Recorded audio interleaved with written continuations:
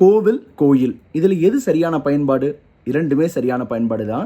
அது எப்படின்னு தெரிஞ்சுக்க இந்த பதிவை முழுசா பாருங்க. தமிழ் மொழியின் தனிச்சிறப்புகள் பகுதி 6. நான் முன்னாடி சொல்லியிருந்தேன் இல்லையா, இந்த கோவில், கோயில் அது போல் இன்னும் பல வார்த்தைகள் இருக்குது. உதாரணத்திற்கு ஒளவை, அவ்வை, மாவிலை, மாயிலை இது எல்லாமே சரியான பயன்பாடு தான். இதுக்கு தான் மொழி நிகழ்வுன்னு சொல்கிறாங்க. அதாவது ஒரே பொருளை தரக்கூடிய ஒரே மாதிரி ஓசையுடைய இரண்டு வார்த்தைகள், ஆனால் அதில் சின்ன ஒரு வித்தியாசம் மட்டும் இருக்கும்.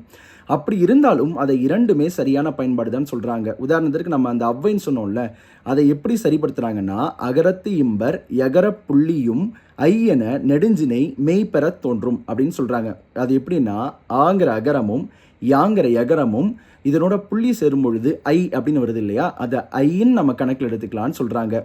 இதை இளங்கோவடிகளே தன்னுடைய சிலப்பதிகாரத்தில் பயன்படுத்துகிறாரு. அவ்வை உயிர் வீவும் அப்படின்னு, அவ்வைய ஆ இவ் அப்படின்னு தான் பயன்படுத்துகிறாரு. கேட்கவே ரொம்ப ஆச்சரியமாகவும் வியப்பாகவும் இருக்கு.